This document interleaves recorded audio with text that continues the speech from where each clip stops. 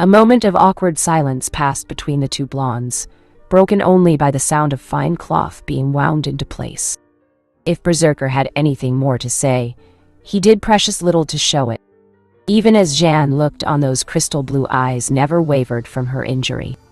It was such a stark contrast from the crazed warrior she'd seen before that she didn't know what to make of it. She'd already said she wouldn't help him. So why go to such lengths for a mere injury as this? She couldn't turn into her astral form, to be sure, but the wound would mend if left well enough alone. Madness. Utter madness. Jan shook her head. I do not understand you. Nothing to understand, Missy. She frowned over her shoulder at him. Why are you like this? Eh? Why am I like what? Naruto posited cheekily. You'll have to make more sense. Now, hold still. You have an old soul, yet a young body. Her frown deepened into a wince as he patiently continued wrapping her wound. Ow! She admonished him when he bound the cloth a touch too tight. Not so tight, please. In any case, you claim to be a berserker class, yet your sanity clearly remains. This should not be possible. You're an aberration. You shouldn't be here. So I ask you, why? The young man shrugged. Just lucky, I suppose. I got a second chance to enjoy life. He paused, hands grazing her leg as he inspected his work. I don't really know why, and frankly, I don't care. There doesn't have to be a reason for everything, you know. Look at you. He laughed, thumbing his nose. You're alive again, same as me. I'd say that's a cause for celebration, right? Perhaps you speak the truth. Yet even so, I have a duty to harm. Her words trailed off in surprise as he kissed her forehead. Cheeky smile greeted her blank, stunned silence. Then came the blush, creeping up her neck. W whatever was that for? Blue eyes twinkled merrily at her. You need to loosen up. With a grunt, he stood. You said you had business with the Red Faction, right? Care to join us? Jan's world spun in a maelstrom, a ship caught in a storm-tossed sea. It was only with the utmost of efforts that she managed to right herself. Berserker Naruto, she reminded herself, wasn't at all off-putting. He simply dragged others into his pace without any care for what they thought of him. If she didn't know better, she might have called it charisma, but she doubted the whiskered warrior was even aware he retained the skill. Lord above, if he'd possessed this kind of willpower now, what he must have been like when he was alive. Oi, zombie. She'd never been more grateful for an interruption in all of her second life. Across the ruined road, a distant plume of dust burst into being on the horizon. Both blondes turned to regard it, one with confusion, the other consternation. Gradually, it resolved itself into gleaming shape of a warrior clad in full plate. Thus, it couldn't possibly be Karna running at them full sprint, charging even. Judging by Naruto's startled croak, he recognized them. Indeed, Jan found it almost amusing how quickly Berserker's once hale and healthy visage rendered itself a ghastly shade of white as she looked on. If she didn't know better, she'd say the whiskered warrior was An. Spirits? She's gonna kill me for leaving her out of this fight. Naruto groaned into his palms. Desperate, he rounded on her. Oi, ruler, hide me? Ah, too little, too late. You had a fight and didn't tell me. Look, there's a reason I ran off, Saberak. Mordred landed with sound and fury, her descent all but splintering the ground underfoot. In a blink, she had Berserker dead to rights as much as gravity, seizing by the scruff of the neck as she began to jostle him wildly to and fro. As he'd said, and much to Jan's surprise, that terrifying helm folded back to reveal not the face of a man, but a woman instead. Said woman looked all of an instant from tearing Naruto's reason and his head from his shoulders, justified or not. Will you stop it? He cried. I'm getting dizzy. She shook him furiously instead. Why'd you run off? I didn't mean to, Naruto groaned, laughed out between shakes. Mercy, my lord. Shh. That makes me want to shake you even harder, zombie. Looking back on this, Jeanne couldn't help but wonder, what on earth had she gotten herself into?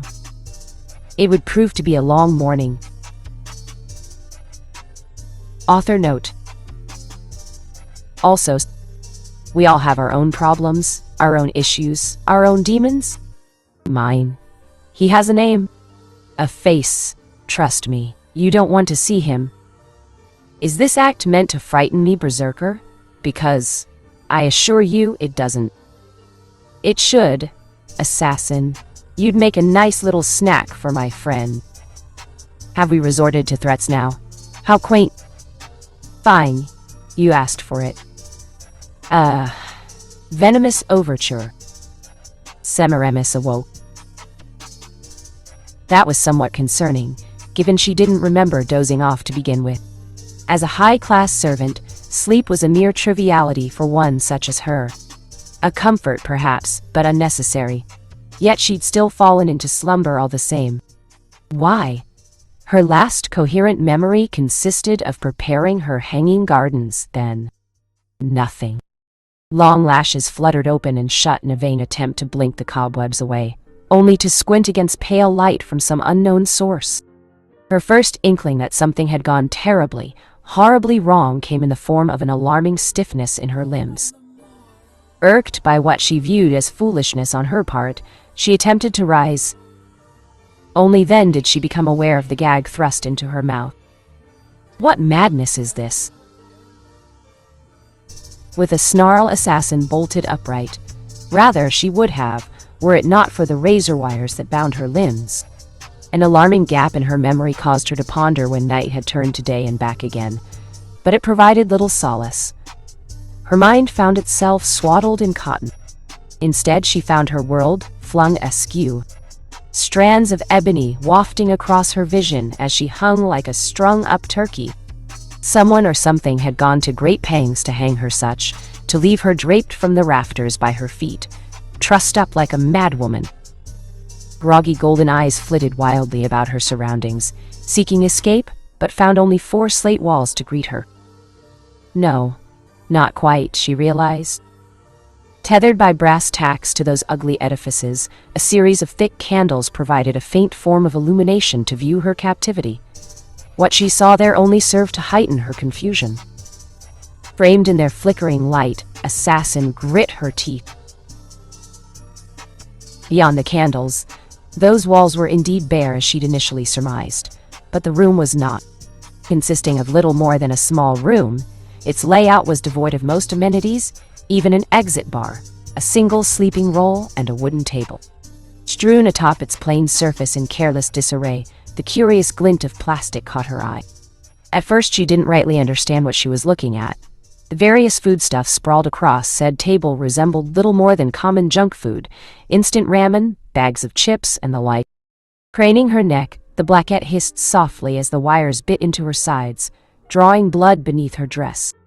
It seemed her captors didn't care what she thought of them.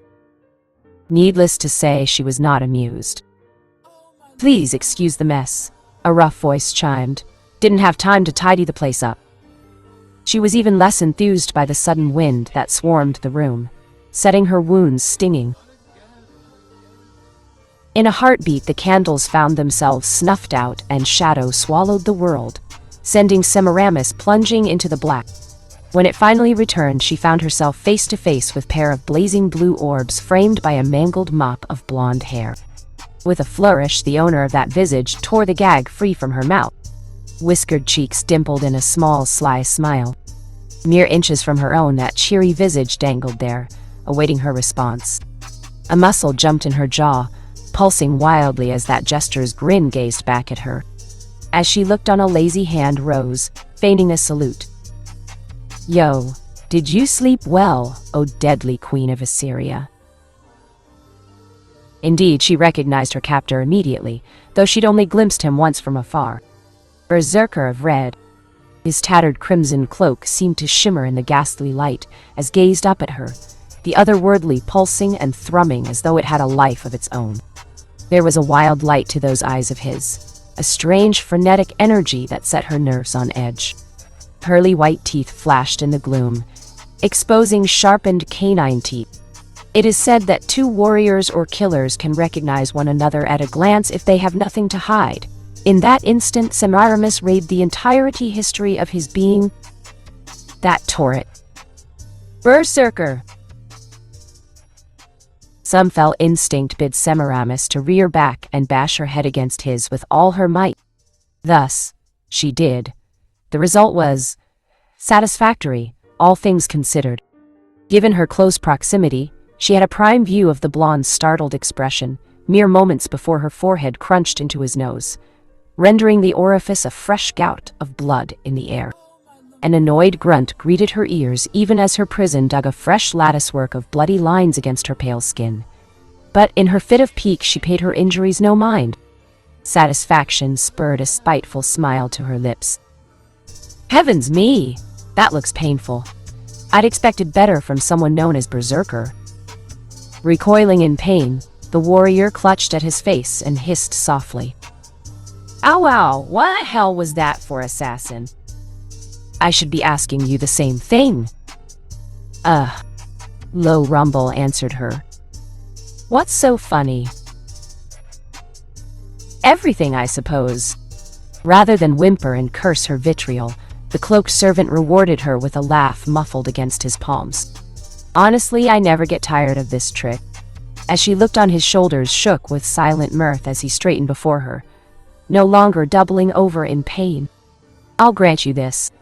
I probably deserved that headbutt in the grand schemes of things, even if it was kinda pointless in the end. But if it's any consolation, dear assassin. With a flourish, the young man took a bloodied hand from his face, exposing hale and hardy skin in place of his once ruined nose. That hurt like hell. Too late, she realized her mistake. Instantaneous regeneration. In such a short time, how did he? In a mottled blur of golden crimson, he was upon her, seizing her by the face, forcing her to meet his gaze. Cold eyes, the color of dried blood, regarded her between the slits of his fingers. In that moment, she was suddenly all too aware of the strength behind those clenched digits. Nana thrummed in the air between them, poisoned violet vying against tainted crimson. Still, the pain intensified, biting down against her flesh with painful clarity, like an iron trap slowly grinding shut across her fine features. For a terrifying instant, she feared Berserker would simply increase the pressure squeeze and render her face a pulpy mess before she could skewer him with her chains. By some twist of fate, he abstained and released her of his own accord. Hey, don't make that face! Those devilish eyes seemed to shimmer in the low light, boring into her very soul. I didn't bring you here to kill you. Besides, I wouldn't be much of a berserker if I let something like this keep me down. Now, I'm going to have to ask you to refrain from doing that again, so don't bother using your magic, he amended sternly. One more stunt like that without my say-so, and those wires will cut you to pieces. Of course, a hint of that eerie amusement from earlier slipped back into his smile as he plucked at a nearby wire. I could just let you down if you promised to behave. Not as though you could teleport out of here without my say-so anyway. Oh ho. Despite the pain snarling its way down her spine, Semiramis felt a smile touch her lips. You are aware I could kill you without raising a finger, no? You'll find I'm quite resistant to poison these days. His smile didn't waver in the least as she leered at him. I invite you to try. My, aren't you bold? Berserker didn't respond. Instead, he snapped his fingers. With a sibilant hiss, the wires retracted from Assassin's body all at once, that deadly razor wire snapping like fine spider silk. A heartbeat of confusion slowed her thoughts, but only just. Bereft of her bonds, the Blackette briefly stumbled before catching herself upon one bent knee. A small smile tugged at her full lips, but again Berserker didn't react to her suspiciously awkward landing, nor did he move to assist her. Even had he engaged in such foolish chivalry, so he would have proven too slow. In the time it took for him to realize her intentions, she'd already encircled him in chains and struck out at him, thrusting a spiked palm into the young man's stoic facade. You're full of openings. It was a clean stab through and through, one Semiramis was rather proud of. By rights, she'd given him no time to move, much less react. By all rights, it ought to have been a fatal one. Her attack had pierced his eye and struck the sensitive gray matter lurking behind it. With his arms and legs bound, he had no way of retaliating. Surely she must have inflicted critical damage, such that would leave him writhing on the ground at her feet shortly. Foolish boy, thinking he stood a chance against one such as her. Lick. Thus it came as something of a surprise when the blonde raised 2 fingers and poked her in the forehead. Startled by the force behind the seemingly benign gesture, Semiramis found herself unprepared for the aftershock that followed. What should have been a simple prod against her skull instead slammed her back against the nearest wall, cratering the thick mortar with sound and aplomb. Breath burst from her lungs, and once more she found herself slumped forward against her will, struggling for air that wouldn't come. Through ringing ears, a distant peal of laughter reached her. "Hey, I actually felt that one," he croaked. Almost against her will, Semiramis dared to look up. Looking back, the Queen of Assyria sorely wished she hadn't done so. Berserker gazed back at her, uncaring of the gaping hole she'd ripped in his head. A lopsided grin stretched across his ruined face as he rolled his shoulders, shattering the metal links binding his torso into harmless shards of fractured mana. Seemingly ignorant of the visceral tear penetrating his right eye and the skull beyond, what little blood ran from the wound soon found itself staunched, as though someone had simply closed a pump somewhere in his body, ceasing the flow altogether. "Well," she swallowed thickly, "that's not fair at all." Rather than shrink, that dirge of a grin only grew ever wider. "Pardon the pun, but I don't give a... No, that line's been done to death, hasn't it? You can't kill what you don't understand." The words emerged him as a soft hum, and as she looked on, that same blue orb wound its way back into existence with a hiss of steam alongside the rest of his head. Saber learned that lesson the hard way. "Now I've given you 2 free hits, so are you quite done?" This wasn't working. No, one might even call it a disaster. She needed to escape this prison, to flee.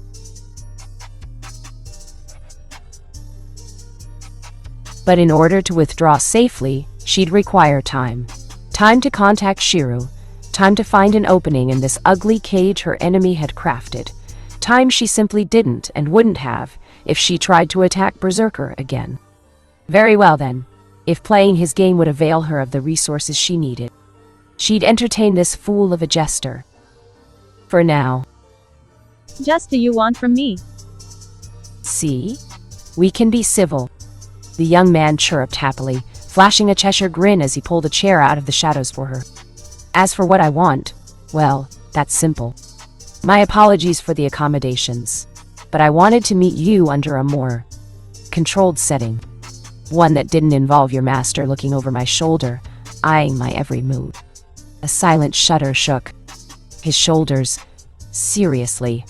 Right creepy bastard there. What do you see in him?" Assassin's first instinct was to lash out at Berserker for the slight, to offer a waspish retort. After a moment's consideration, she reluctantly chose to withhold her barbed reply and claim her seat opposite him.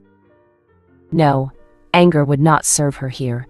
It would only hasten her death knell. In close combat, Berserker eclipsed anything she could throw at him. Speed, strength, durability. He clearly exceeded her in all these and more. Oh, she remained confident she could kill him given proper time and preparation, but not in these confined quarters. He would well landing a mortal blow before she finished him. There would be a reckoning for this, so she swore. Once she finished her hanging gardens, this upstart would be in for a rude awakening indeed. But until that moment came, tact yet remained her greatest weapon here in this cage, one that must be used with care. Perhaps in doing so, she'd somehow learn enough to use against her captor. If that meant playing to his ego, then it was a role she knew well. Fool. She'd have him wrapped around her finger. Stifling a sly smirk, she leaned back in her chair. "Bad blood between you?" "Bad blood. No, not at all. Berserker supplied with an frigid smile, momentarily startling her with this sudden change in intensity. Quite the contrary. I've never met Shirokatamin until I saw him in that church. Not once. He simply reminds me of someone I'd rather forget. Yes, someone who caused a great deal of trouble for my world and those I loved. A mad look danced in her peripherals as he ground a clawed fist into an open palm. Someone I have to grind into dust, an anomaly I need to eradicate. Forgive me for being blunt, but I will kill your master if he's anything like that man. I feel inclined to tell you that now before we continue our discussion. A beat of awkward silence passed between the two servants. I see, she replied bluntly. You're insane. Insane me.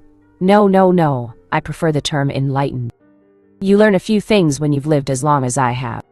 Just like that, this brief spark of anger was extinguished by the blonde's enigmatic smile. Now then. Laughing, he brought his hands together in a sharp that caused her sensitive ears to vibrate painfully. On to business. See, I thought it was high time we had a chat. You and Ryder were the only other servants of Red that I hadn't met, so I thought it best to start with you. I suspect the latter's going to wander in through my door eventually. So, where were we? Pulling up a battered chair of his own from Spirit's new where, her fellow servant flopped down and leaned across the back. Beat of silence passed between the two killers, broken only by the sound of their own breathing. The inquiry, when it came, nearly floored Semiramis outright. Your master sent Lancer after Ruler last night. Deny it. He grasps at straws. He can't prove anything. He seeks to drive a wedge between the two of you. Semiramis nearly rebuffed him out of habit, but something in those ice-blue eyes told her such a response would be received. Poorly? Nothing in his posture suggested Naruto was prepared to attack should she disavow any knowledge of her master's action, but still that glacial gaze pierced her and stilled her tongue. It was true that on some level, she knew Shiro had sent Karna to take Ruler's head, just as she knew said attempt had been thwarted by someone. She hadn't given the matter much thought. Until now. Of course. It made sense. Berserker must have intervened. His bravery would have been admirable, if it weren't so misguided. In war, fools fell first. Her expression must have been telling, however, for his own remained set in stone. Likely to remove her from the war. The words escaped her before she could think to drag them back. Why does this concern you? So the shitty priest has something against her after all. Thought as much.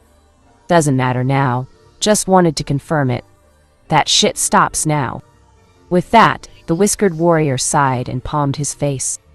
After all, if we're going to play ball, I can't have you stabbing a potential ally in the back. Speaking of stabbing, we'll be assaulting the Black Faction later tonight, he informed her primly, laying his chin cross-folded arms. Since we're technically on the same team, I thought it best to tell you. Coordination and all that. Delicate brow rose. We. Yes, we. His expression didn't waver. I've made a few friends. Exacerbating this less than subtle threat, the young man shifted his dominant arm into the light, thereby revealing his hand. Her gaze flitted there and to her dismay, beheld the marked symbols etched into his flesh. A series of seals that had no business existing upon the hand of anyone who wasn't a master in the war. Yet there they stood, almost daring her to defy them for what they were. She felt the power emanating from that mark, and knew it to be true. An ember of uncertainty kindled itself in her heart, and try as she might she couldn't grind it out. Did those seals belong to a servant of the Red Faction? No, surely not. She would have known, would have noticed. The Black Faction, then? But who? When? More aptly, how? Regardless of whom he'd stolen, this changed things. Not only did Berserker have an ace up his sleeve, but it made any sort of betrayal on her part absolutely moot, A single seal would be more than sufficient to bring this erstwhile ally to his side. Even if they proved uncooperative, he possessed another seal to compel their obedience. Depending on whom he'd wrested away, he now posed a significant threat. But who? Her mind flitted like a wild dove, beating its wings in vain as that stoic mask gazed back at her. Caster, saber, assassin. She had no way of knowing. Worse, with his master squirreled away out of sight, they had no way of tapping this potential resource without bringing him into the fold, something he'd gone to great lengths to resist. The other masters would be brought to heel eventually, of course, yet if this continued, they risked a third faction rising within their own ranks. They had no way of knowing how the Grail might react to that would yet another set of servants be summoned. The thought almost made her shiver. Clever, she mused, laying her chin upon a curled fist. Sow dissent among both parties and reap the rewards. Not the way I would have done it, but still. Perhaps there is some merit in dealing with him after all. Her opinion of him inched higher. Slightly. You've taken control of a servant for yourself. It was not a question on her part, but rather a statement. Fascinating. I hadn't thought it was possible for one such as you. Blue eyes narrowed to azure slits. Ooh, caught onto that quick, didn't you? You are a scary one. The whiskered warrior whistled aloud. Sharp, too. Maybe I should just kill you now and save myself the hassle. Nah, who am I kidding? A hand rose, palming the unruly mane that served as his hair. I just don't have that kind of mean streak in me, even in this incarnation. Still. Every fiber of her being twitched at the perceived slight. Don't say it. Grinning, Berserker walked right into that minefield. Frankly, I'm amazed I got the drop on you, he remarked coyly as she began to squirm in her seat, savoring every moment of her discomfort. Let's face it, I am the least stealthy servant out there. Yet, here we are. So before you find a way to maim, murder, or otherwise mangle me beyond repair, I'm going to make you an offer. However, the blonde interjected over himself, thrusting an imperious digit into her face. Before I do, I'd appreciate some manner of civility. Really. We're not savages, you and I. If anything, I think we can understand one another. Don't you? Really, she couldn't be blamed for what followed. No, not in the least. She bit down. Hard. Rather than yelp or recoil in pain of the sudden injury, Berserker of Red merely sighed. Eyeing the faint drop of blood rising from the now swollen digit, he favored her with a decidedly lazy look. Really, he deadpanned, we've fallen to biting me now. Take back your words this instant, or so help me. I had a son once. Did you know that? Rather than acquiesce to her demands, the blonde surprised her by launching into a tangent of his own. His name was Naruto. Smart kid, if a bit. Don't get me wrong, I had nothing but love and respect for him, but he could also be a spoiled little shit at times. Paif! A scarred arm rose in dramatic flourish as he belabored his point. You should have seen him. Proud, arrogant, willing to do whatever it took to win. Nothing like me at all. It took him a while, but eventually he learned his lesson, took a few knocks, and came around. Sure, I outlived him and those who came after him, but it was a nice reminder of things. Semiramis bit her lip, stifling a retort. Is there a point to this ceaseless babble of yours? She hissed. It was exactly the wrong thing to say, and Semiramis realized it far too late. Quick as a flash, those wild, bestial eyes found hers again, pinning her where she stood. The point that I'm trying to make here, Your Majesty, is a simple one. People can change. In a single sharp motion, the warrior burst out of his chair and kicked backwards like an angry mule, rendering the rickety frame little more than driftwood against the nearest wall. We don't have to be enemies. I'd like to think that queen bitch act of yours is just that, an act. And if it is, great. We can work together. For a fraction of a second, the wild light in his eyes dimmed and she almost thought he would kneel before her. Then he seized her by the hand and all that fire came roaring back with a bloody vengeance. But I'm not going to waste my time if you're going to be an absolute bitch about all this and ignore everything I've just said. Don't you get it? I'm asking for your help. Eyes of poisoned gold flitted southward, regarding the rough palm now clutching hers. In that moment, something shifted in her heart. It was a strange thing indeed for someone else to seek her aid once again. Unlike Shiru, this request had a different ring to it. To be approached on equal terms proved something of a novel experience for her. From one ruler to another. She knew enough of Berserker's legend warped, though it might be by time and rumors to comprehend that much. Truth be told, it was not an unpleasant feeling. For all his insanity, Berserker had proven himself profoundly durable, if nothing else. Quirks aside, he might prove a useful meat shield in the battles to come. If manipulated properly, he would be a powerful tool for her own agenda. Perhaps he might even think it was of his own accord. And yet, she couldn't bring herself to do it. Try as she might, the words wouldn't come. Unable to meet that earnest gaze over long, she turned her own away. Why ask me this? The words tumbled out of her in a rush. Much to the queen's dismay, Naruto didn't release her. Let's be honest here, I'm not the sharpest tool in the shed. The hero confided in her with a helpless shrug. I'm not the fastest, strongest, or even the most charming figure in this war. I've accepted it and come to terms with it. Red or black, Saber would probably demolish me in a straight-up fight, let alone if they used their noble phantasm. Same could be said for our Lancer, but they won't. Why, you ask? Again, those blue eyes glinted a tainted shade of crimson at her, surveying Semiramis with those strange bloody slits. Because I possess a very unique set of skills that are a nightmare for people like you and your master.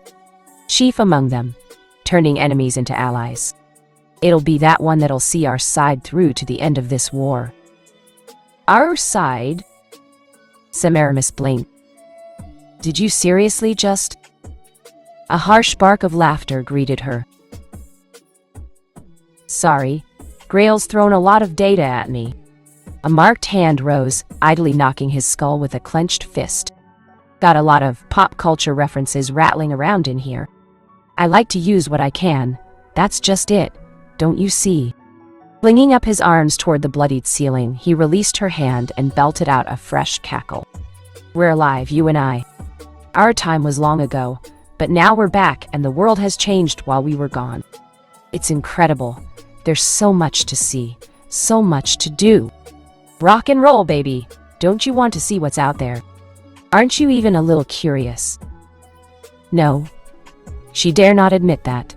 He'd become absolutely insufferable if she did. I'm not going to dignify that with a response.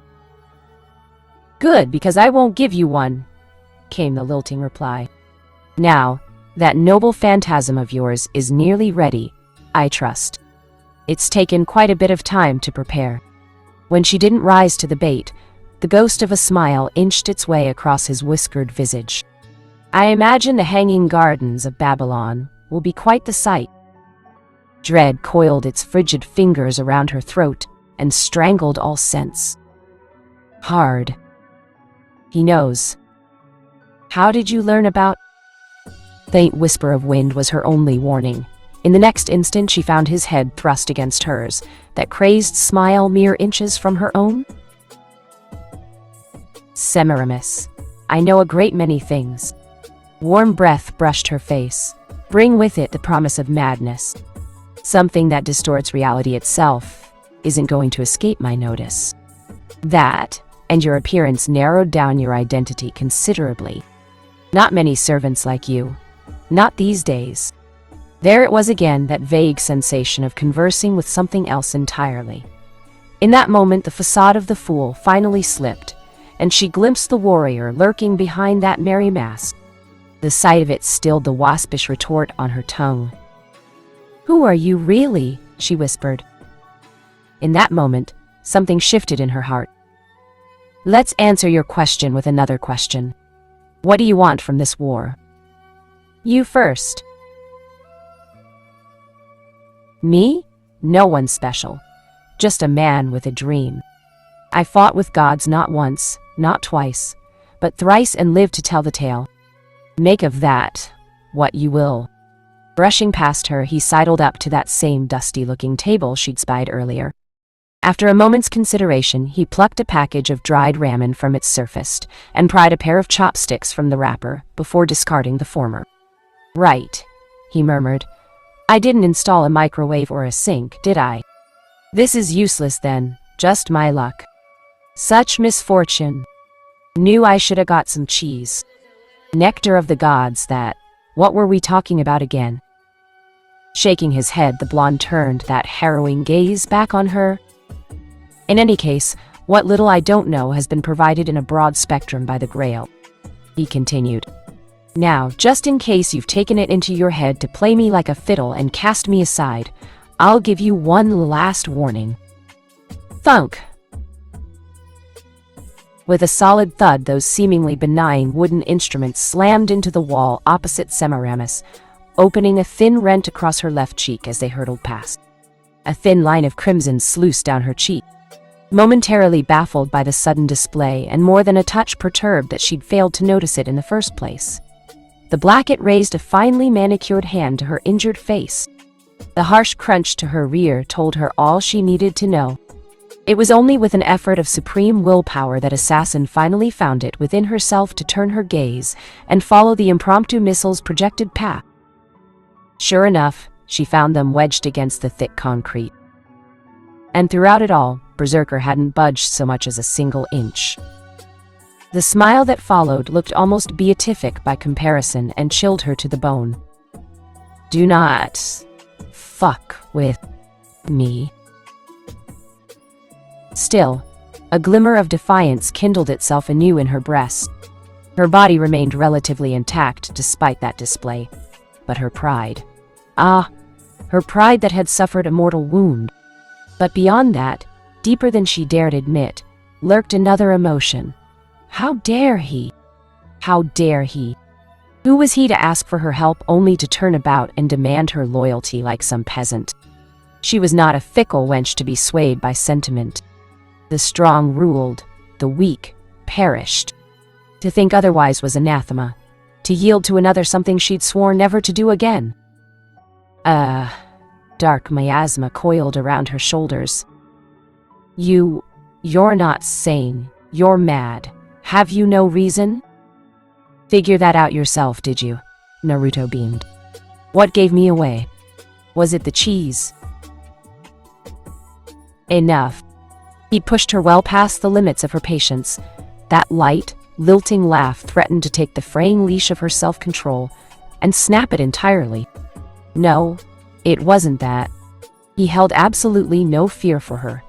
Though she could skewer him, flood his body with poison to rot his very bones, he still dared to defy her. To mock her. The gall. Make a fool of her, would he?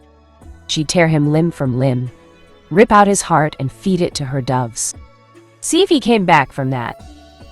Rising ponderously from her chair, the queen summoned a wicked length of chain. You have precisely 3 seconds to correct yourself before you choke and die on your own bile. Cool your tits, assassin. Can't you take a joke? It's not like I was actively trying to kill you back there. Oh. A small part of her bridled against such a term, bristling at the very insinuation that he could triumph against her. And if I refuse? Really trying my patience here. Naruto exhaled softly. On the surface it seemed little more than a sigh. Nothing more. Nothing less?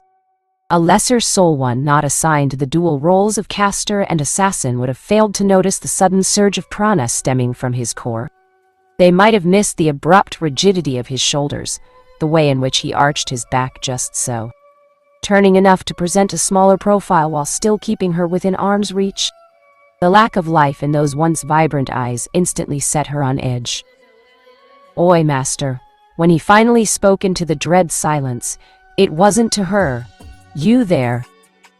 Assassin blinked. Wait, what are you? Shh. You're not involved in this anymore. Naruto snapped. A muscle jumped in her jaw. I'm feeling pretty damn involved, you ignorant little. Quiet, Semi. The adults are talking. Even she sputtered in disbelief at this fresh slight. Berserker forsook her entirely. Rather than turn and acknowledge the threat she presented, the blonde turned his back on her.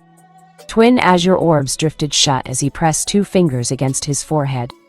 I think negotiations just broke down. Permission to cut loose for a second. What? He paused, risking a brief glance in her direction. Yeah, she's right in front of me. Sure. I'll make it quick. I know. I'll behave. After a beat of silence, he must have received an answer in the affirmative, for that black gaze swung back to her anew. Do you know why I was summoned as a berserker class in this war? He inquired softly. I suppose it has something to do with complete and utter lack of sanity, Semiramis retorted with acid venom. Close. We all have our own problems, our own issues, our own demons. Mine. He has a name, a face. Trust me, you don't want to see him. When she refused to rise to the bait, he plowed onward, gesturing elaborately. I'm well aware that my master doesn't possess the reserves to sustain me. Not when we've got a second servant along for the ride, at any rate. So I've taken to finding alternative means of sustenance.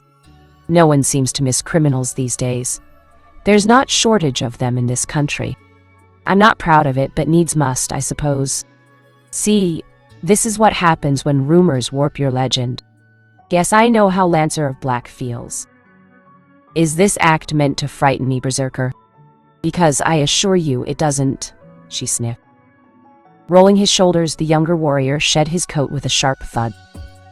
It should, assassin. You're going to be screaming in a second. Have we resorted to threats now? How quaint. Fine. You asked for it. Death. In that moment, the candles inexplicably darkened. Could light be black? She wondered about that.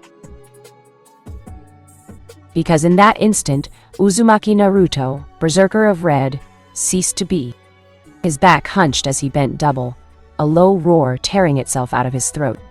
Crimson flooded the room, punctuated by the stench of singed skin. Cloth shredded itself to pieces, flesh peeled away to reveal boiling blood beneath, revealing round orbs of ghastly white sheathed in hardened bone. Hands hardened into feral claws sharper than any blade, as though the fetters of humanity had been stripped away at long last, revealing the monster beneath.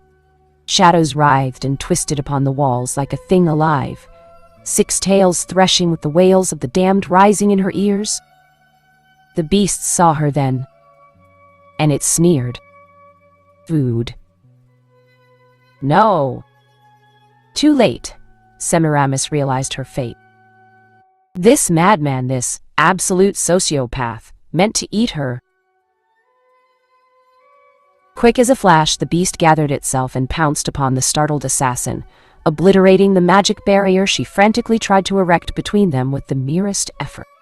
Unbreakable claws clenched around her throat and squeezed as the sheer weight of its body drove her to the floor, stifling a second spell before it could leave her lips. Though the floor cratered beneath her, the Blackett fought back. To no avail. She clawed at its face with poisoned nails, striking at any opening she could find, desperately gouging at its eyes when that horrifying face loomed large before her. You beast! White with fury, she raged against him. Release me at once! Do you hear me? Impossibly, its slavering maw creaked open, and against all logic it spoke. Eyes, lungs, pancreas, so many snacks, so little time. I am not a gak. Scalding hands seared the exposed flesh of her throat, causing her to cry out and struggle all the more. Shards of shattered prana splintered in every direction, links of broken chains skittering off the creature's impenetrable hide as it pressed down. Had it taken place in her hanging gardens, the battle might well have turned in favor of Semiramis. She could have simply flooded the room with poison, summoned one of her phantasmal beasts, or simply teleported herself away from this raving monstrosity. Not here. Here, cut off from all allies, with no territory and the raw power it possessed, she found herself as helpless as a newborn. For all her struggles, that gaping maw seemed to loom closer with each passing moment, threatening to engulf her head, to rip her very face from her shoulders wire. As quickly as it had come, the terror passed. The weight suddenly fled from her chest all at once, replaced by a cool numbness. Still, she struggled against a foe that was simply no longer there. It wasn't until that icy sensation found her throat, allowing her to speak again, that she realized her opponent had withdrawn and left her to lick her wounds. Sure enough, her spotty vision registered his crimson coat on the peripherals of her vision, accompanied by that shock of blonde hair. By the end, his noble phantasm couldn't have lasted more than 30 seconds. No more than half a minute, yet the sight of it had been enough to render her blood ice in its veins. Berserker, indeed. Gasping, clutching at her aching yet now healed windpipe, she dared to rise. For the record, Berserker's rough voice intruded upon her solace. "I wasn't really going to eat you. I'm not that bad. Just wanted to make my point." He didn't flinch when Semiramis spat in his direction. "Consider it made," she croaked out. With a supreme effort, the Blackette propped herself up on the points of her elbows and fixed her captor with the most menacing glower she could muster. No, she told herself. She wasn't trembling. Not at all. She refused to show fear. To reveal weakness in the face of an adversary would only further destabilize her position. She would stand tall and proud until she finally escaped this place. Then and only then would she pause to lick her wounds. Then she'd repay this indignity tenfold, if he ever set foot on her territory. Of course, the madman wasn't having any of it. "Geez, I really banged you up, didn't I? Sorry, that noble phantasm isn't one I can control easily. Here, hold still." When the gentle green glow of healing mana blossomed against her throat again, Assassin nearly slapped his hand away outright. To her dismay, she lacked the strength to do even that in her frazzled state. Instead, she once more found herself forced to submit to the whims of her captor as he tended her wounds. For all her struggles, he simply ignored her diatribe and continued his work. Within moments, she found herself able to breathe without flinching. Minutes after that, the pain had receded to little more than a dull ache, though the memory remained painfully sharp. No, she wouldn't be letting her guard down again. Better. "Fool! You should have killed me." When he strayed too close for her liking, Semiramis saw her opportunity to strike at him in the only way she could. Seizing his cheeks, she pulled hard, wrenching his whiskered visage with what little strength remained. "You won't get a second chance. Next time we meet, I'll wow." "Oops, you've got a bit of blood there." "Are you even listening to me?" she fumed as he dabbed at her nose. Much to her chagrin, that damnable smile of his chose that very moment to return. "Of course I'm listening. Does that make us allies or enemies then?" His demand left no room for negotiation. "Which'll it be?" Left with little recourse, the Queen of Assyria took the only road left to her. She laughed. "Ha! Okay." His smile thinned into a barely concealed deadpan. Laughter. "I wasn't expecting that." Semiramis scarcely heard him as she doubled over to clutch at her stomach. Even had she done so, she would have continued to laugh despite his disbelief. Not a mad cackle of anger or despair as one might expect, but a high-pitched shriek of disbelief to mourn the loss of her sanity. How close she'd come to death just now. She'd glimpsed her end in those jaws. No matter how much Berserker might deny it, there had been a moment where she'd felt the cold touch of the Reaper. There would be a reckoning for this. Whether, said reckoning, ended with heads on a spike or hands intertwined? That was anyone's game, wasn't it? At this point, she could no longer bring herself to care. No, she'd come to accept that Berserker of Red simply couldn't be understood. "Stop! Cease!" she cried through fits of mad giggling, flinging up her hands. I yield. I yield. You have my word." What? Just like that. For the first time since they'd met, Semiramis found herself treat to a rare sight. berserker at a loss for words. Why the sudden change of heart? Drawing herself up to her full, towering height, the oldest poisoner wiped away a mirthful tear and favored him with a demure look. You'll have to figure that out yourself, dear. Do try not overheat your brain. You won't be of any use to me if your head explodes. That was a backhanded compliment. So, truce? Rather than debate the turn of phrase, the blonde reluctantly helped her upright. Semiramis never took her eyes off him. Not for a moment. Now that she knew he could become that thing at will, she wasn't going to let him out of her sight. Still, it came as something of a surprise when he actually extended his hand to her in friendship. Spirits?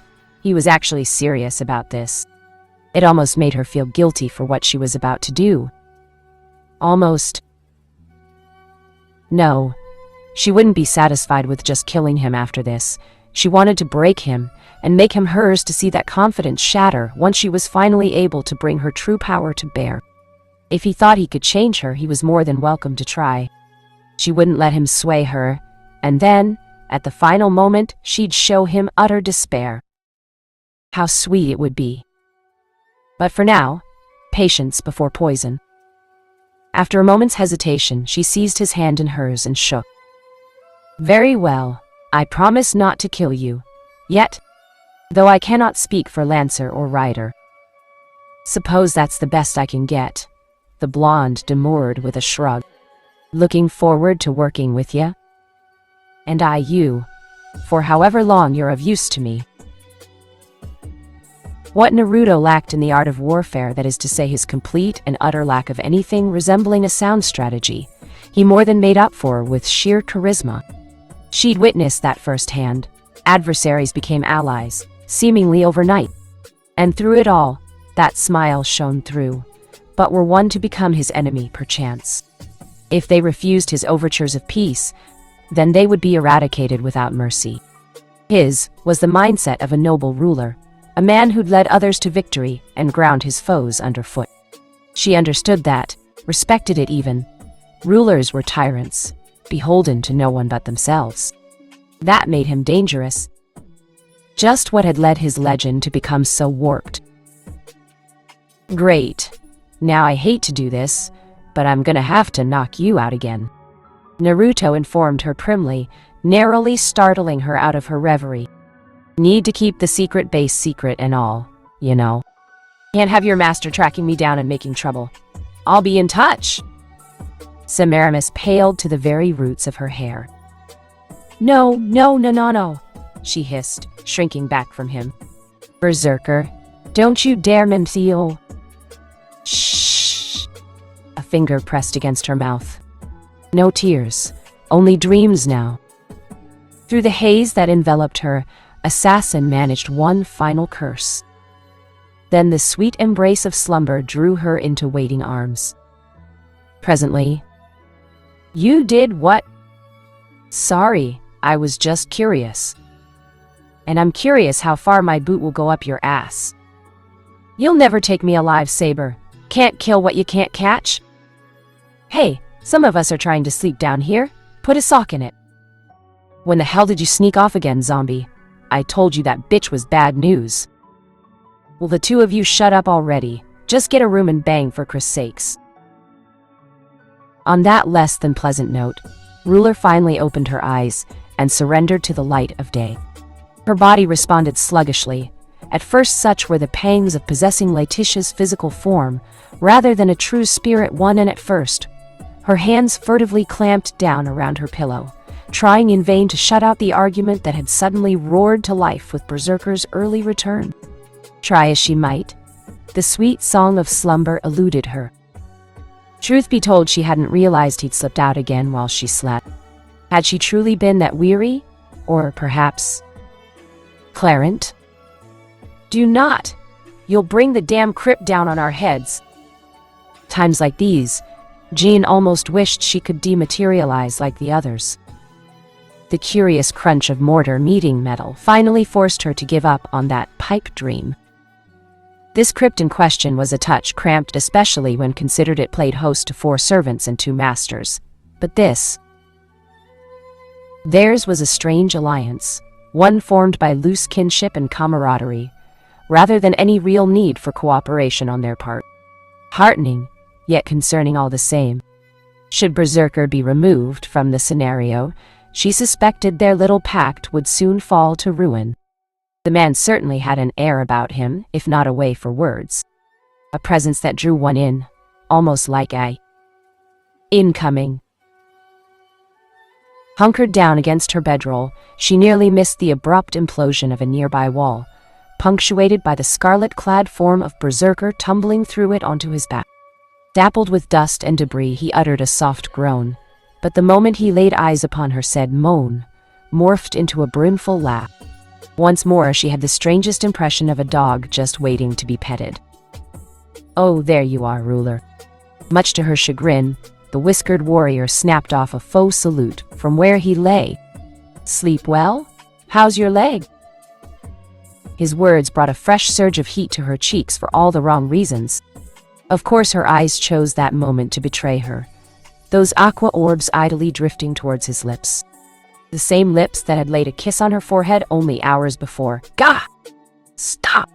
Bad girl! Down, Jean, down!" "I have recovered adequately, thank you." Coughing to hide her blush, she turned her face aside. "I take it your excursion wasn't well received by your allies." "Something like that." He grinned sheepishly in spite of the blood no doubt rushing to his head. "If my master hadn't given the go-ahead, I wouldn't have bothered. Still, it all worked out in the end anyway. Turns out that damn priest was the one who sent Lancer your way." Those keen eyes didn't miss the stiffening of her shoulders, but neither did they acknowledge it. At any rate, Assassin of Red may not be an ally now. Though I can't speak for Karna, doesn't seem to have his head on straight, that one. Speaking of which, you're upside down, you know. This time, Ruler was unable to hide her smile. "No, you're laying on your back." The blonde blinked rapidly. "Huh. So I am." Arching his shoulders, Naruto snapped to his feet in a single fluid motion and alighted on the bedroll opposite her. Cocking his head aside, he regarded its still slumbering occupant quietly. A marked hand rose and fell, smoothing silver tresses with infinite care, wary not to stir them from their sleep. Unbidden, Jian's gaze followed his, only to stiffen when she realized who lurked in the room with them. The softest sigh graced her ears as the bed's occupant shifted, tucking their compact form against that arm, nuzzling his hand to their cheek. "Didn't notice her, did you?" he rumbled knowingly. "That's presence concealment for ya. I don't think she even realizes she's doing it." Something else flitted across Naruto's face, and for a fleeting moment, Jan caught a glimpse, just a glance, of his intentions.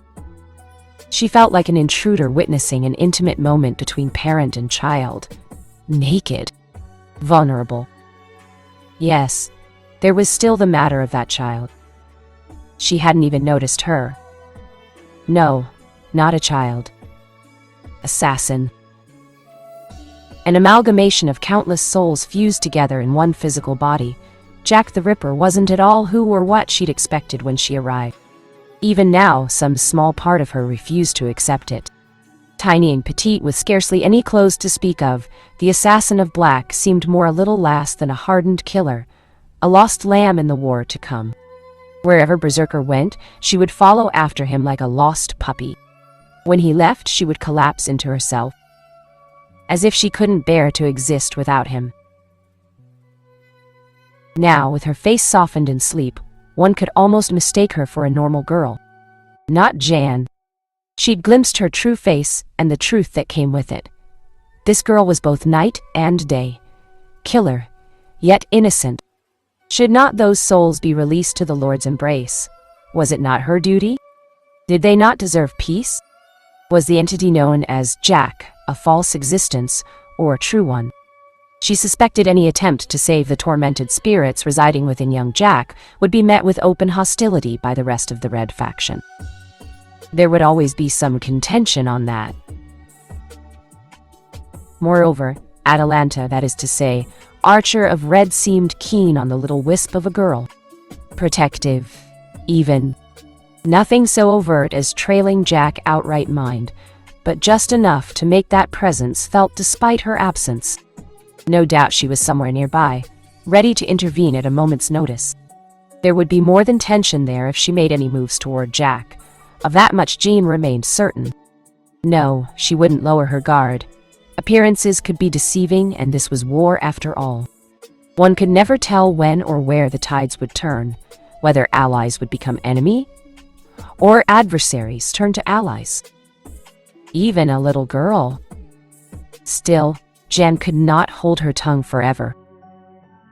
"You seem good with children, berserker." The words felt forced and stilted coming from one such as her, but they pierced the fog between them nonetheless. "Did you have children in your past life?"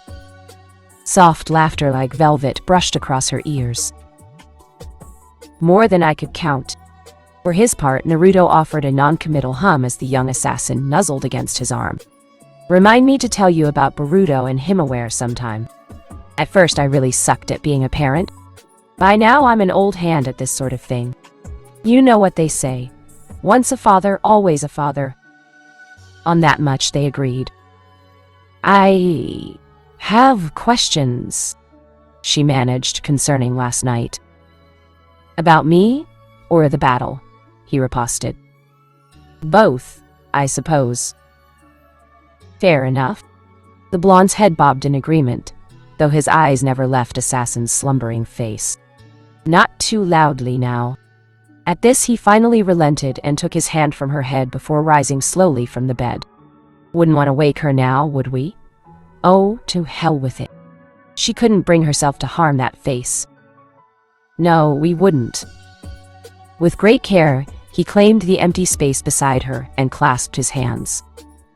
"Where would you like to start?" So she did. "Where do you hail from?" Jan inquired. "Don't suppose you'd heard of the elemental nations?" "I have not." "Just like I haven't heard of France, eh?" The blonde ribbed, elbowing her in the side. "That's to be expected, I suppose.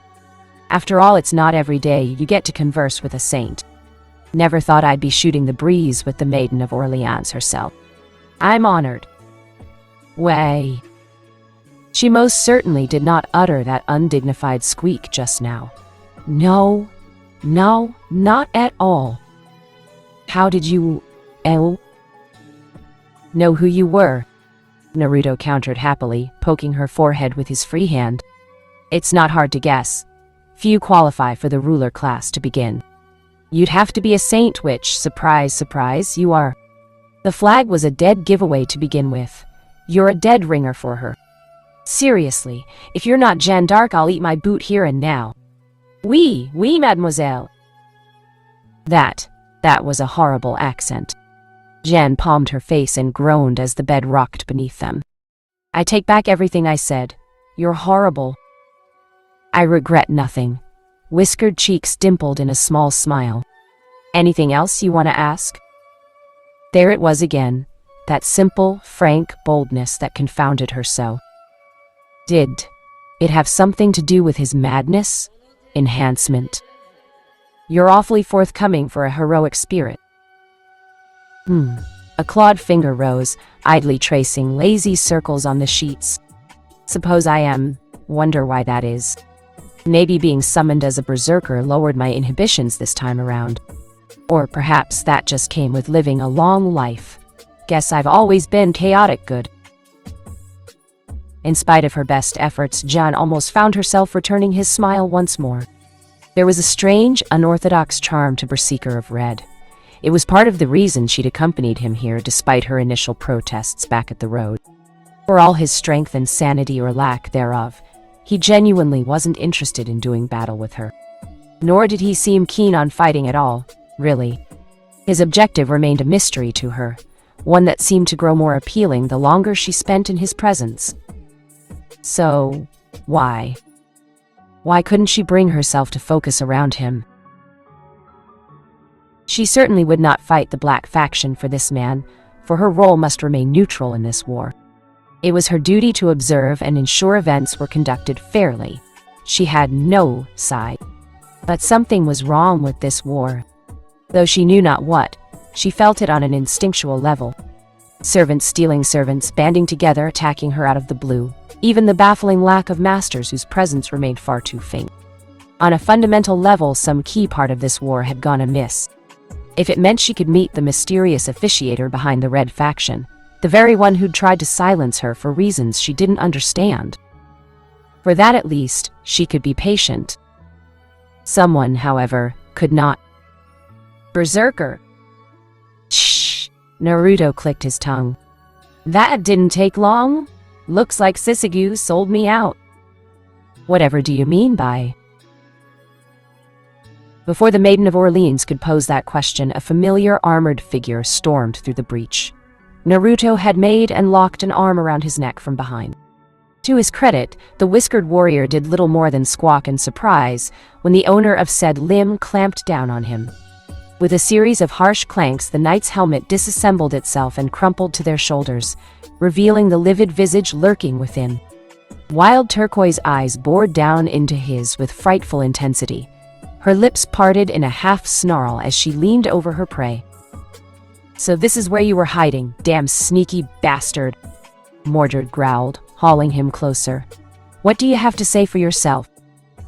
"I plead the fifth," he ventured weakly, raising his hands in feeble defense. "Denied." "Ah," as expected of Saber of Red. No one else possessed lungs of such a high caliber. In another life, John might have pitied the object of her wrath. As it stood, she felt little empathy for the bedraggled blonde at the moment. "Why, you ask?" Perhaps it had something to do with the shit-eating grin currently adorning his whiskered visage as he fled. Anyone capable of enduring Karna's onslaught had little to fear when faced with the Knight of Rebellion herself.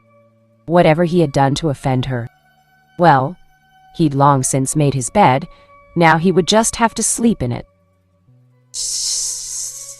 "Is there any way I can convince you not to strangle me?"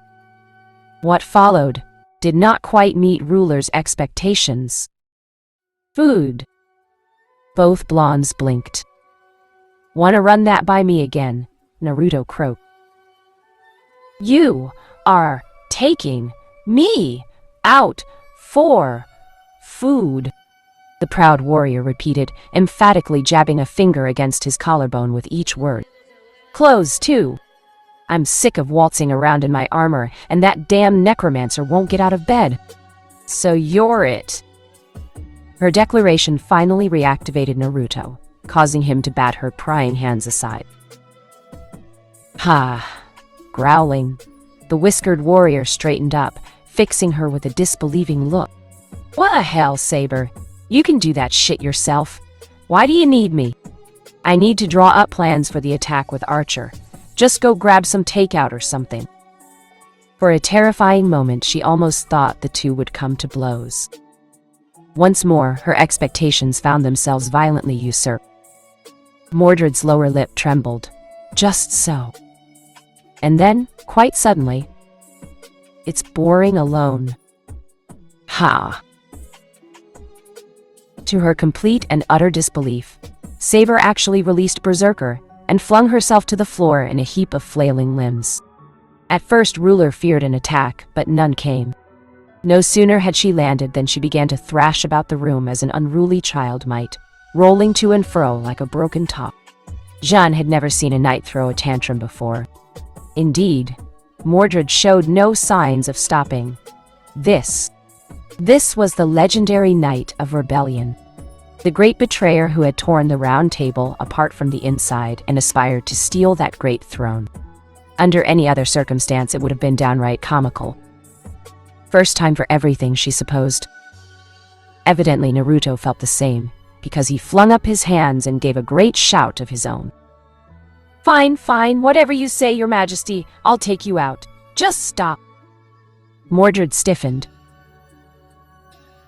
It was like flipping a switch. In a heartbeat, the unruly servant of Red surged back to her feet and rammed her forehead against that of Naruto's.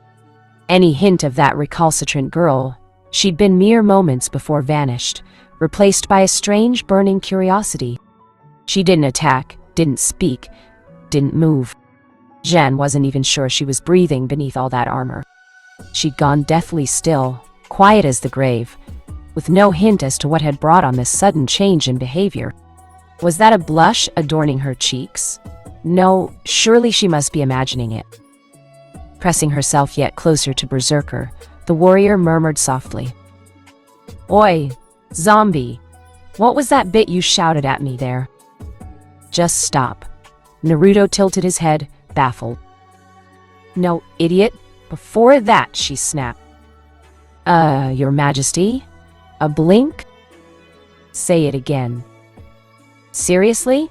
A blonde brow rose in mild consternation. "This have something to do with your wish for the Grail, or—"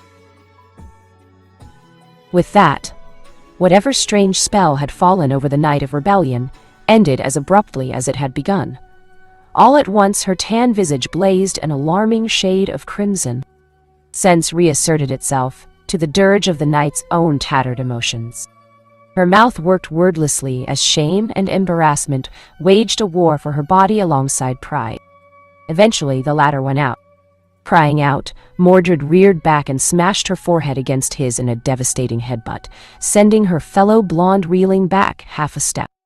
Eyes rolling in his head like mad marbles, Berserker staggered away in a daze. "What is it with you people and headbutting me?" he groaned. "It's nothing. Come on, we're going." "But I promised." Atalanta Lee. Fine, bring her." "Sure, just let me tell my master." His reply ended in a pained yelp, when his fellow servant planted a palm against his back and shoved, forcing him away ahead of her. "Hey, stop pulling! What's the rush?" In no time at all, she'd viciously frog-marched Berserker back through the hole in the wall, with all the mercy of a drill sergeant. Struggling against his fellow blonde, the cloaked warrior managed to dig his heels in and get an arm loose enough to sketch an awkward wave in Ruler's direction. "What about Jeanne now?" Mordred absolutely hissed. "So you're calling her Jeanne now?" In hindsight, Naruto really should have kept his mouth shut, or denied it, at the very least. He wouldn't, of course. Jean knew enough about her fellow blonde by now to know he wouldn't pass up an opportunity to tease someone, least of all an ally. Rather, he couldn't. It was simply in his nature. Now, under any other circumstance, he might have escaped with his hide intact. As it stood, this time, he pushed just a little too far. Perhaps that had been his intent all along. Perhaps not. Regardless of the fact, the results that followed were nothing short of spectacular. "Ho-ho, is someone jealous, Mordred-chan? It sounds like Uga." The cause of the blonde's sudden shout soon became apparent with the twang of a bowstring. "Oh dear." Archer of Red's Atalanta, Ruler ruthlessly reminded herself, voice hailed from a nearby passageway. Moments later, the servant in question appeared, bow in hand. Weapon aside, that stony gaze would have sent a lesser man shrieking for the hills. "I appear to have shot you in the knee by mistake, Berserker. Forgive me. I was aiming for your foot." That was on purpose, damn it," said Berserker groaned. "What is wrong with you? Where'd you even come from? I've done nothing to deserve this." Ruler didn't see the second arrow, but Naruto certainly felt it if his yelp was any indication. Did it sound a touch forced? Perhaps. She'd witnessed his inhuman endurance for herself. Surely something like a few arrows wouldn't cause him any real pain. If Atalanta suspected any such thing, she did precious little to show it. A pointless question. "Shall we go, then?" The archer in question hummed. "I believe he made each of us a promise." Jeanne had never heard Mordred or anyone laugh like that before. Now she never wanted to again. "He did, didn't he?" she crowed. "You're not so bad after all, Archer." "I try. Now then, Berserker, I hope you'd prepared yourself." "Ruler," Naruto wailed. "Save me!" "No, I think not."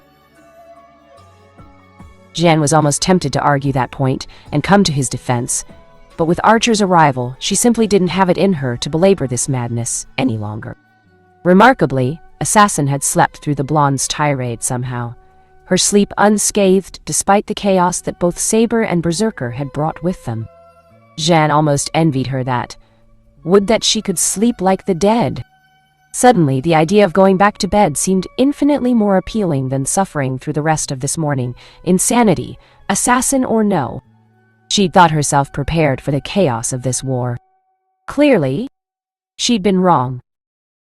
At the last, Jeanne risked one final glance at the now captive Naruto, to make certain as he was dragged, marched towards his inevitable doom. In that moment, the whiskered warrior caught her eye, unbeknownst to his captors. Slowly, almost imperceptibly, he winked. Baffled by this sudden display, the saint could only blink. Realization struck a hammer blow not a heartbeat later. That bastard. He was playing the fool after all, solely for the sake of getting Saber and Archer to bond. It seemed so unlikely that neither would give it any thought. Rather, they would chalk it up to Berserker simply being his usual foolish self. They'd never realize he had deliberately orchestrated these events solely for the sake of drawing them closer to one another. That was actually a little frightening now that Ruler truly gave the matter thought. It meant Berserker knew more than she gave him credit for. Far more. Yet again, she found herself forced to revise her opinion of what seemed like a harmless jester. Anyone foolish enough to face him head-on in the war to come would be in for a rude awakening. In the end, the Maiden of Orleans' response proved decidedly unsaintlike. Well, I am not nearly awake enough to deal with this shit. Within moments, she'd buried her head in a pillow. Sleep found her shortly thereafter. Author note, Pt4. I'm at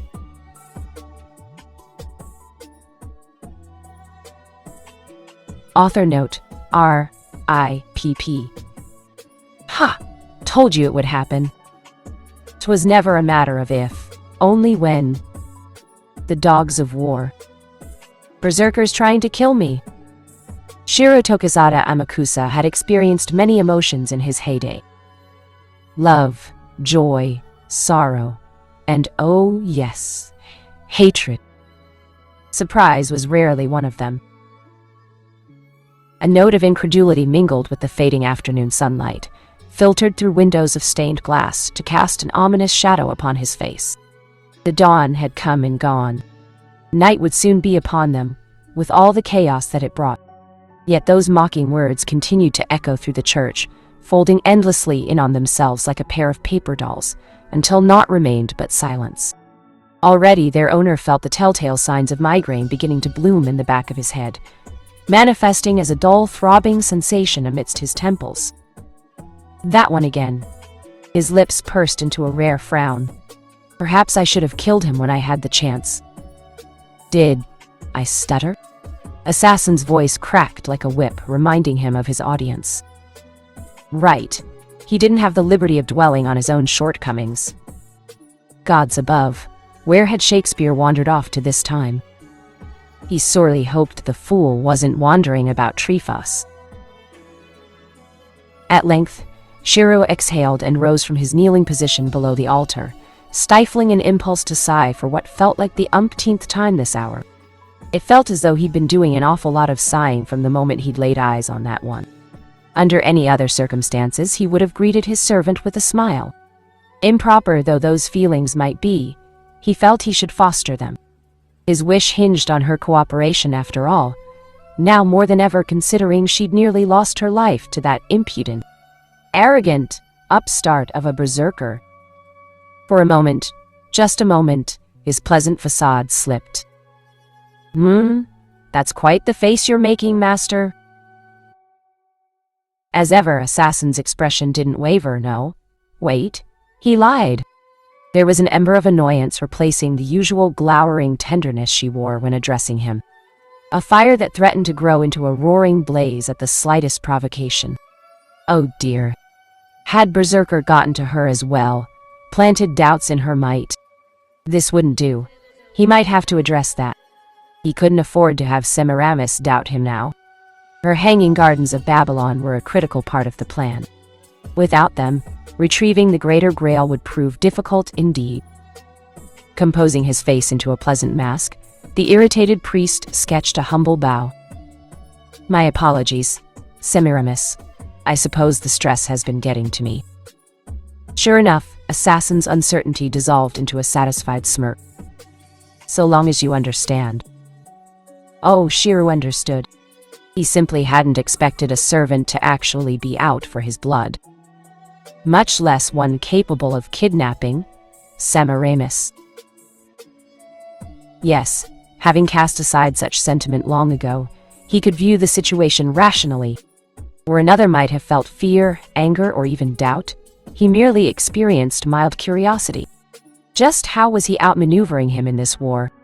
How had sensed the trap laying in wait for him and his master? How did he spirit Assassin away without him knowing until this very moment? How indeed? Lancer had hinted at such a technique upon returning from his duel, but this only solidified Shiru's prior belief. Claiming a seat in the pew beside her, he willed concern he didn't necessarily feel into his voice.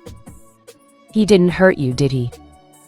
Instead of producing the desired effect of soothing her, Amakusa found himself faced with a dark look. "He did?"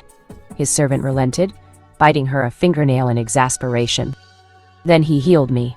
I don't understand him. Can you believe he asked for a truce? He even knew my identity." "Ah," Shiru managed eloquently. "It wasn't that he disliked Semiramis. He simply doubted Berserker's ability to kill her. He was far too predictable for his own good. Truce or no, Berserker of Red needed to die." If Semiramis was to be believed, he'd already drawn a number of servants to his side. Under his banner, a portion of the Red faction threatened to break away entirely. Had it simply been Saber and Sisegu, he would not have expended such effort. Even Atalanta alone would have been no great loss in the long run. One easily brought back into the fold upon claiming the command spells of her master, though more preparation was yet required for that. But Berserker and Rum had not only broken ranks, the former had gone out of his way to thwart Karna's assassination of Ruler. Any further attempts would likely be met with open hostility. Worse, they'd stolen a servant of Black for themselves. That brought their numbers to 5. Rider, Assassin, Caster, Lancer. Including himself, they numbered 6. Still, his side retained the numerical superiority. For now. But who knew when that statistic would change? For now, he would continue to play the game. "And," he prodded, "what do you think of him?" Semiramis grit her teeth. A fool. She was hiding something. How unfortunate. "I see. Are the hanging gardens finished, then?" Semiramis averted her gaze. "Nearly so. By tomorrow at the latest, I'd expect." Shiru murmured absently, his mind already elsewhere. "We're nearly ready, then." Berserker was a man driven by emotion, impulse, sentiment. As such, it was almost painfully easy to predict his next move, and thus, counter him. Shiru, who had forsaken a heart filled with hatred for the sake of humankind's salvation, could understand that much.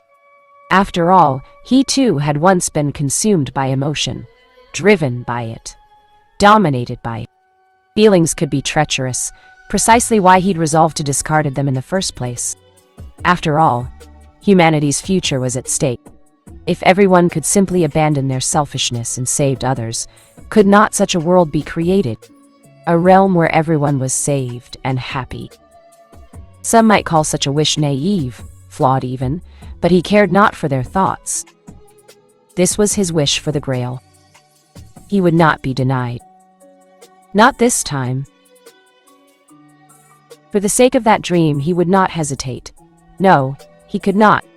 He would destroy any adversary without hesitation. All obstacles must be eliminated. Those whom he could not kill, such as Lancer or Assassin, he would manipulate into doing his bidding. The weaker ones he would crush. And as for Berserker, why did he have this niggling suspicion that he knew him? not on a personal level, but his identity. That whiskered face, the crimson coat, the distinctive way he finished his sentences, that unorthodox way of fighting, and that damned charisma. Something clicked. He's Uzumaki, Naruto. You know him, the Blackett frowned. I'm peripherally aware of his legend. Thumbing his chin, the priest paused and leaned forward to consider her words. He's a hero from long ago, albeit an obscure one. They say he secured lasting peace in his era for more than 300 years. Someone like that doesn't strike me as a berserker. Frankly, I'm surprised he was summoned as such in this war. It must have something to do with his noble phantasm. Haunted look flashed through the poisoner's gaze. Oh, he caught it immediately. You saw it, didn't you? Silence, Semiramis absolutely hissed. I will not speak of it. Clearly he's a threat, he relented. He'll have to be eliminated. Ruler, too. Assassin actually blinked. I gave him my word that he wouldn't be harmed. Yet, left unspoken was the silent threat. That's my kill. Take him from me at your own peril. You didn't give him mine, Shiro pointed out. In any case, it doesn't matter. He's no match for Lancer and Rider. There it was again, that brief flicker of uncertainty in her eyes. Doubt poisoned by something he didn't understand. Carelessly, he dismissed it as inconsequential, his thoughts drifting once more to the matter at hand. Semiramis was loyal to him. Surely it would take more than a seed of doubt for her to betray his trust. Perhaps had he not been so fixated on his goal, he might have lent the matter more thought. But he did not. Shiro could not be faulted for this. There was no malice held in his heart, only pure, unflinching resolve. You intend to kill him, then? Amakusa favored her with a small smile. Naturally, it's the best course of action after all. Young. Are you sure that was the best course of action? If she was at all displeased by Sisigu's blunt inquiry, Jean Rum did little to show it. On the contrary, the Gale Wheel seemed quietly satisfied with the plans they'd made. Her bespectacled gaze never wavered from the map before them, her left hand idly diving their servant's route, even as the right occupied itself with another matter on the opposite side. There was a telltale gleam in her gaze that the old necromancer knew all too well, one that boded ill for whomever found themselves on the receiving end of that stoic glare. He almost pitied them, almost